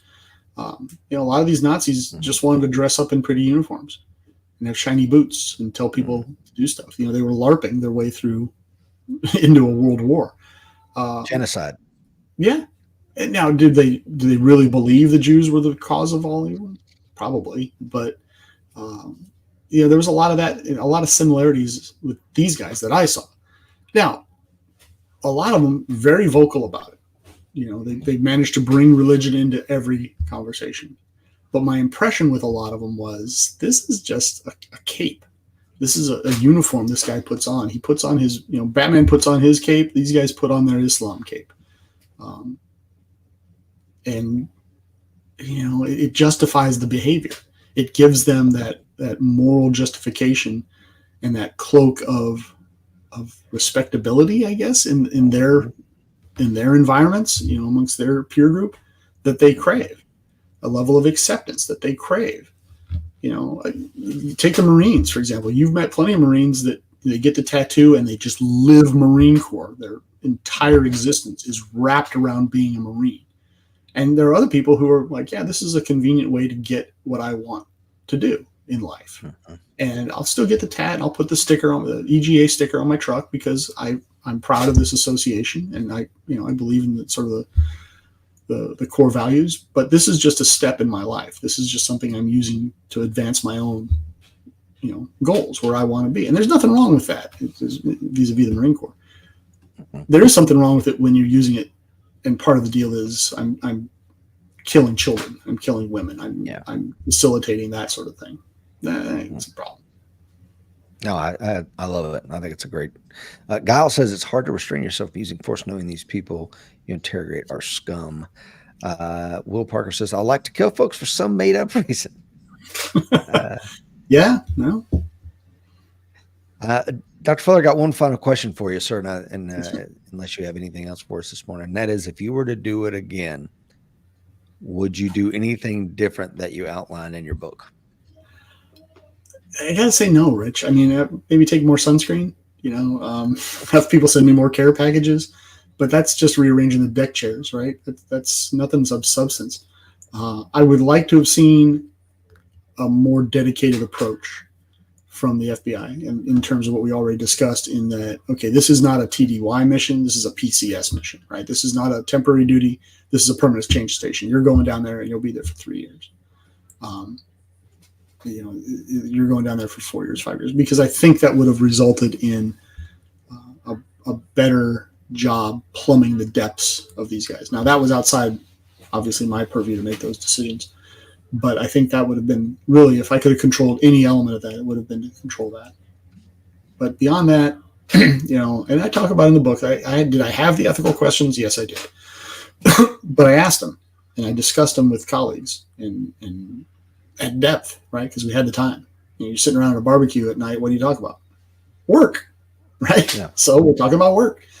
And we talked about these things. We didn't just talk about, hey, did you notice the new car we have in the motor pool? Oh, it's blue. Ooh, I went to the PX day and they were out of butter, which I did have that experience again. I really sucked. They ran out of butter. But you also talk about sort of the bigger issues of the day, and we discussed them at great length there. Rudy says, great stuff. Thanks, guys. Bruce says, it's always a pleasure listening to you too. I have already ordered Dr. Fuller's new book. Tony says the country needs more train stations, and that's a line, of course, from the series Yellowstone. I had one more. I think Rudy's coming out to Montana, by the way. I hope so. It'd be good to see Rudy again. Rudy has been here to the farm before. You know, one of the things that shocks me in retrospect is that, you know, because the FBI has the famed behavioral science unit that studies these criminals. Was there any push to get those guys to Gitmo? Were they there? Can you speak to that at all, Dr. Fuller? Yeah, they were there. You know, we have the behavioral analysis unit, the behavioral sciences unit. And, you know, a lot of people don't understand the distinction. I don't. You know, we're all just sort of reliant on Silence of the Lambs, you know. Mm-hmm. But they do have a unit that studies these folks, and they were there, and it was great. I thought it was great. Now, there was only, I think, two at any given time, two fellows down there. And I always asked them, I would always go over and say, look, I've got an interrogation today. Can you make it? So I invited them to come and watch as many of my interrogations as they could. Because, one, I wanted their take. Because at that time, I was a 6-year agent, you know, a 5-year agent. I mean, I was, by the way, one of the most experienced agents down there at the time I was there.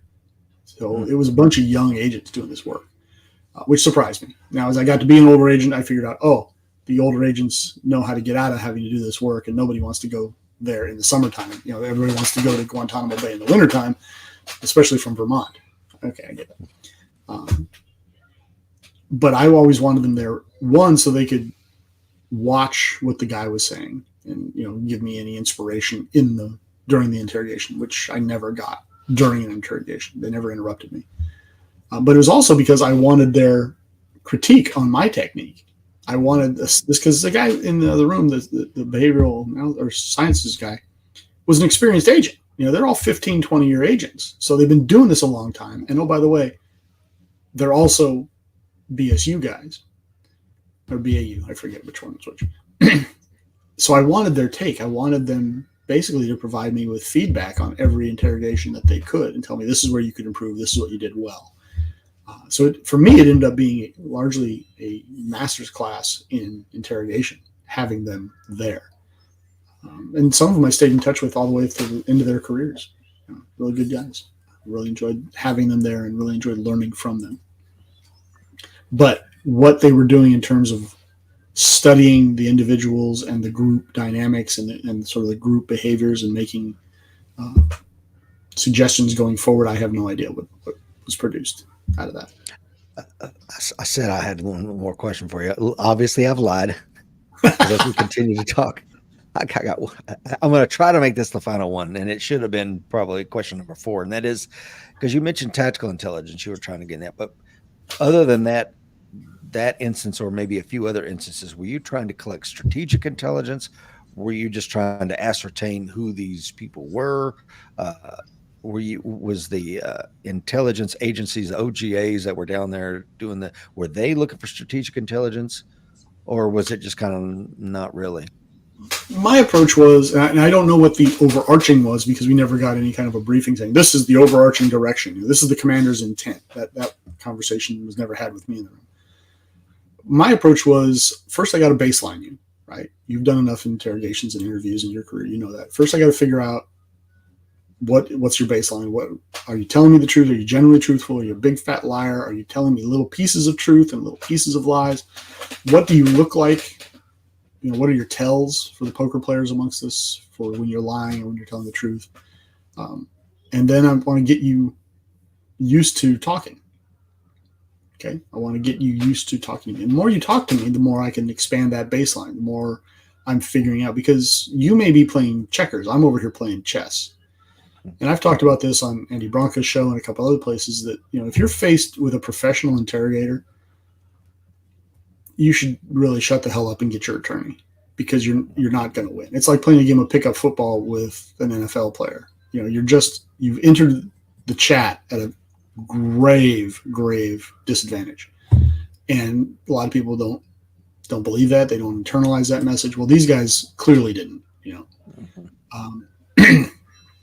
So we just had a huge advantage in that regard. And so I would just try to get you used to talking. And once I established that you would talk and that you're generally telling me the truth. And of course, everything that comes out of your mouth, I'm going to verify one way or the other before anybody acts on it. then we can start delving into specifics, and the specifics will be based on your file. So maybe you're the financial whiz for the Taliban. Then okay, that's what we're going to talk about. We're going to talk about the money and following the money trails. Maybe you're a battalion commander for their version of an infantry battalion. Okay, well maybe you're a section leader for an Einsatzgruppen member, and you're out there executing people in the villages. Okay, well I've got to figure that out.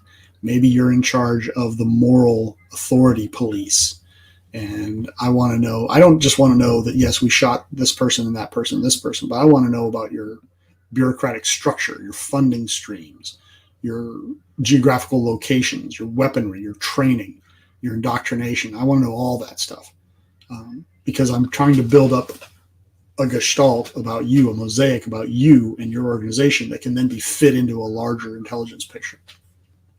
So I was very rarely given specific marching orders on a detainee. Very rarely did they say, hey, we got Rich Brown. He's from, a plateau in Tennessee. What's the name of the plateau? What are the major roads? What are the civic hubs? Who are the movers and the shakers in this community? That happened, but not very often. Mostly it was, hey, go talk to Rich Brown. Okay. Then I would read Rich Brown's file and I would kind of formulate a plan from there. And this is why I say that it would have been better if we'd have been longer term assigned to Gitmo. Mm-hmm. Does that answer your question? Oh, 100%. Okay. My brother Jeff Brown is on. Jeff says, what was the general IQ of these people, if you had to guess? Not super high. I mean, I certainly talked to some very intelligent people, but by and large, they were, I guess, the easiest way to describe them is cannon fodder. A lot of them were, I think, on the higher end of that, just because they were smart enough to get caught and not die, if that makes sense. But great point. Yeah. That's a selection bias, right? Yeah, it you only kind of got to talk to the ones that survived. Right. I mean, right. And you know how difficult. I mean, anybody who's been in any kind of infantry combat, it's very difficult to get captured. It's a hard process to survive. Because I will tell you from my perspective as an infantry lieutenant, you're coming at me with your hands in the air only makes me hesitate. Yeah. As soon as you twitch, as soon as you look at me funny, you're getting shot. I'm just not going to risk myself or my soldiers based on trusting a guy I don't know who moments before was firing an RPK at me. And, the reality is, and you'll see it in some of the better war movies, the more accurate war movies, a guy's on a machine gun and he's shooting at you. He runs out of ammo, stops and wants to surrender. A lot of times that private, that 17, 18-year-old private from the backwoods of Arkansas is not interested in your surrender. They've got their blood up. Just saw you kill some of his friends. Right. So it's a hard or he saw some of his friends killed and now he blames you and you 100%. Want to surrender. You're just not gonna. Or if I come over an objective, I've thrown a grenade into a machine gun pit and I run in behind the blast, everybody's getting shot. Mm-hmm. I just threw a grenade in here. I don't know if you're alive, you're dead, especially these idiots with their proclivity for blowing themselves up and taking someone with them. I come over into that pit, and you're laying there and you're a smoking heap, and a hand grenade just went off 5 feet from you. You're still getting shot. So it's very hard to survive getting captured. You got to have a little bit of something on the ball. So like you said, it's a selection bias for who we're actually talking to. Mm-hmm. Now, the ones that were smart were very smart. Yeah. Mark has a great question here, and I think this is something you and I have talked offline about. Good morning, Mark. He says, you mentioned many of these prisoners sent back home. Did any of the interrogators have trouble with these prisoners once they were released? Did any of them come after the FBI agents? Maybe another way to answer that is, did you see any of them as frequent flyers? I saw one, but I never heard a story about them coming after FBI. We didn't tell them we were FBI, by the way. It wasn't like I walked in and said, hi, I'm Special Agent Fuller with the FBI. There was no introduction. I just sat down and started talking to them. And if they asked me my name, I just would move on and ask them. So they weren't getting a name. They weren't getting an organization. They had no idea if I was CIA. I think most of them assumed we were CIA just because of, what they'd been told. But there was people from all over the place in there talking to them. So I never heard of any of them coming back after FBI agents. I guess with the publication of this book, I put myself higher on that list of potential targets. I don't really worry about it, honestly. They've got a lot more bigger fish to fry than little old me. And I never did anything that I would, say was worthy of retribution other than being there and asking the questions. So I never heard of that happening. I do know that I talked to a kid, and he was a minor in Gitmo. And a year later, I was in Afghanistan, and he was captured back on the battlefield when I was there. And I talk about this, like I said, in the book. And I tried so desperately hard to be the one to interrogate him when they pulled him in. It's like, please, for the love of all that's holy.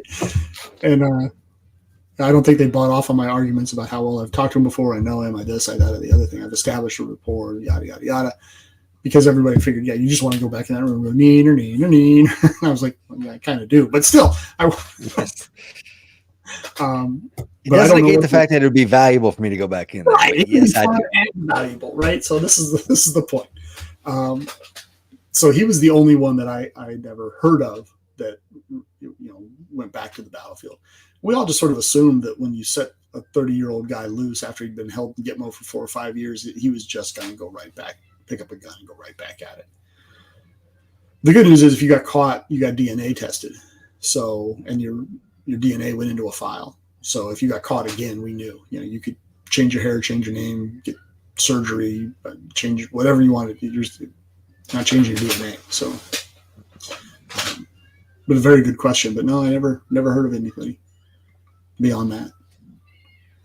Well, Dr. Fuller, I've kept you on here for almost 2 hours. It's always wonderful to have a conversation with you, sir, especially about this topic, because there's just there's not a lot of information out there for the average reader to get their hands on until you wrote this book. So where can people find the book, sir? Well, the easiest way, of course, is to get it right off Amazon. You can have it tomorrow. It's available in Kindle, Audible, hardcover, paperback. They'll get it to you the next day. You can also just IM me directly, and we can work something out if you want it signed or what have you. A lot of members that are here today have gotten signed books from me. The only additional cost that incurs is the shipping, because I'm not Jeff Bezos, so I got to charge you for shipping. You can get it through my website. That'll provide you a link right to any of my books. Buy them right off Amazon, make that happen, or any of my books you can get directly from me. So, and I've got links to those, but for those listening, Dr. Fuller, what are your website names again? Well, it's really easy. tcfuller.com is the easy one to find me and my writing, and then there's the horusgroup.net for my training and consulting business. So I should probably unify those under a single banner at some point, but Rudy says, can you bring some of those books to Montana? I absolutely can, and I absolutely will. Idea. That's a great idea. Dr. Fuller, thank you so much for what you've done for this nation. Thank you for taking the time to talk to our community, and thank you for being by far and away one of my best friends. So thank you, sir. Thank you so very much, Rich. The feeling is always mutual, and I love coming on your show because, as we all know, folks, the fight's coming. Be ready. Well said.